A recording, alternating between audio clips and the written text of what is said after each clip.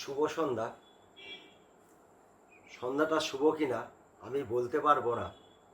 আমি দুদিন ভিডিও দিইনি, কারণটা তোমাদের বলবো। আমি কিন্তু আমার কাজ করে গেছি, ভিডিওটা দেওয়া বড় কথা নয়। তলে তলে আমার অনেকগুলো কাজ করতে হয়েছে, তোমাদের জন্যই আমি কাজগুলো করেছি।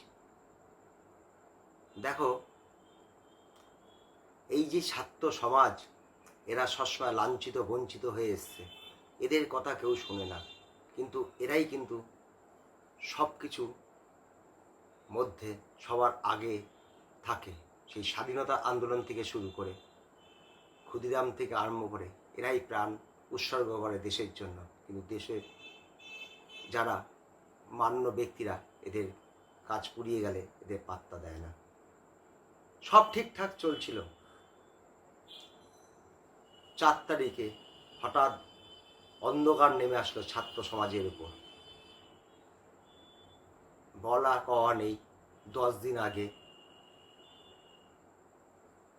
রেজাল্ট পাবলিশ করে দিল, তাতে কোনো অসুবিধা নেই। কিন্তু দুটো জিনিসকে ঘুলিয়ে দিল, সারা ভারতবর্ষের ইলেকশনের রেজাল্ট আর দুটো রেজাল্ট রাজনীতির সঙ্গে দুটো আর ছাত্রের রেজাল্ট মিশিয়ে দিল।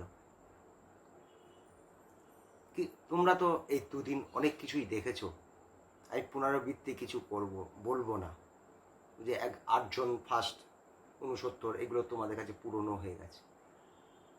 আমার সাবস্ক্রাইবার যে এত ভালোবাসে আমি জানতাম না। আমি কেন দুদিন ধরে ভিডিও দিচ্ছি না, তার জন্য তারা কমেন্ট করেছে, স্যার আপনি কিছু বলুন। কি বলবো, আমি চুপ করে বাড়িতে গালে হাত দিয়ে বসে রয়েছি। এত বড় অন্যায় হলো ছাত্রদের প্রতি, নিজেরই তোমাদের সামনে আসতে আমার কেমন যেন লাগছে। আমরা বড় হয়ে তোমাদের জন্য কী করতে পারবো সেটা আমি ভাবতেও পারিনি। দেখো, একটা লোকের যদি চোখ না থাকে, কান না থাকে আর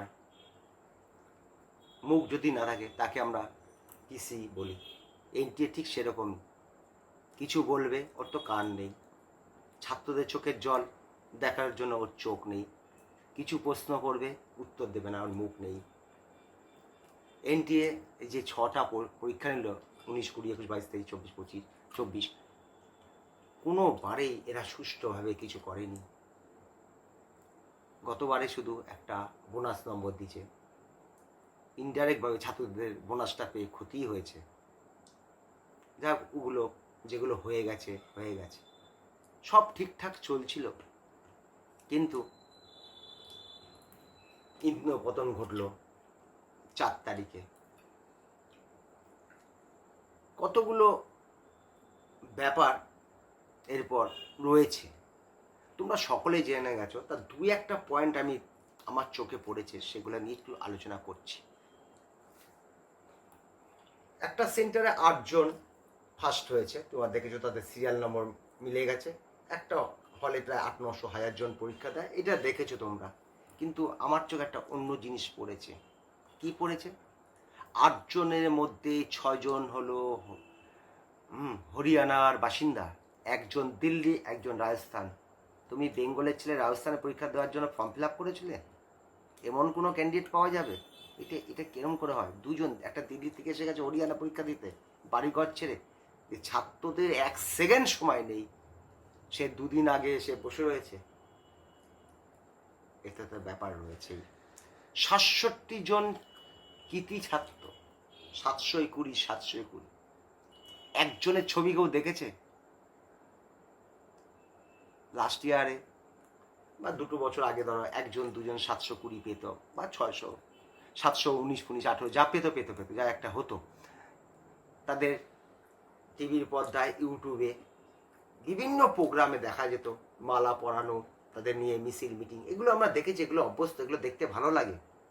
যে 25 লাখের মধ্যে একজন হয়েছে, তার প্রশংসায় চারদিক হতো। কিন্তু 67 জনকে কিন্তু তারা মুখ খুলছে না, তাদের দেখা যাচ্ছে না, তাদের আবার টাইটেল নেই। কি করে হলো আমার জানা নেই। আমি সবসময় বলছিলাম না, 19,200 পেয়েছে, 21,600 পেয়েছে, আর বছরে 29,348 জন পেয়েছে, এবার 80,500 পেয়েছে। মানে বিশাল ফাঁক। আমি ওই সব স্ক্যামের কথায় যাচ্ছি না। একটা ছেলে 2বার 3বার ড্রপ নিয়ে 650 পাওয়া ইয়ার কি ব্যাপার নয়। দেখো, একটা ছেলে 650 পেয়েও অল ইন্ডিয়ায় পাচ্ছে না। অল ইন্ডিয়ায় কট অফ কিন্তু উঠতে অনেক বেশি যাচ্ছে।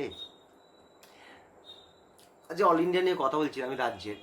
এই 650 পেতে গেলে তার কি পরিশ্রম করতে হচ্ছে। একটা ড্রপ, দুটো ড্রপ, তিনটে ড্রপ।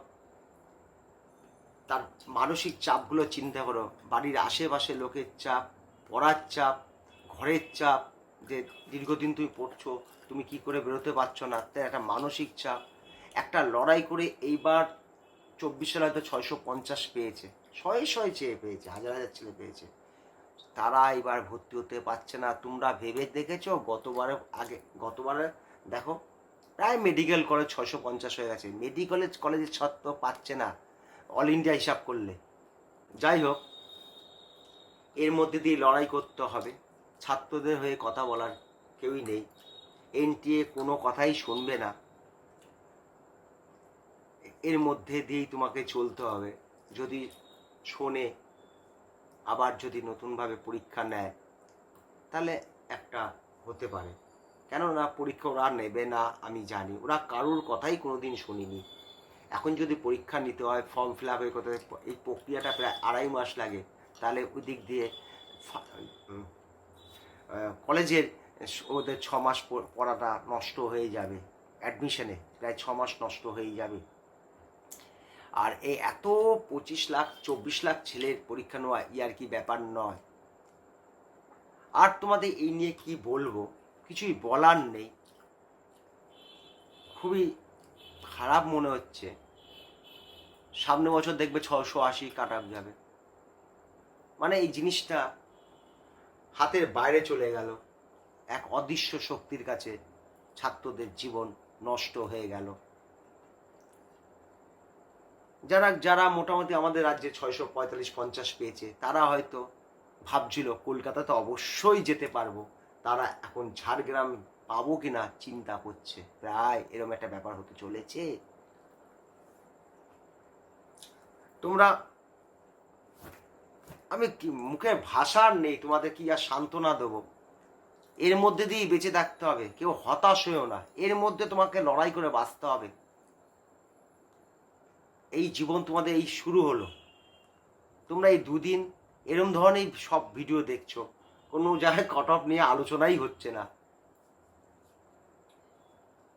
এই ব্যাপার। যাই হোক, আজকে ভিডিওটা আর কি বলবে, শেষ করবো, আমার কোনো আর ভাষা নেই। কালকে সকালবেলা তোমাদের একটা কাট অফ দেবো, দিতে আমার খুব খারাপ লাগবে। যেখানে আমি 609 বলেছিলাম, সেটাকে অনেক বাড়িয়ে দেখাতে হবে। কিছু করার নেই। প্রতিকূল পরিবেশ আমার সামনে উপস্থিত, তোমাদের কাছেও সামনে উপস্থিত। এর মধ্যেগুলো মেনেই নিতে হবে। এইটুকুনি বলে আজকের মতন শেষ করছি।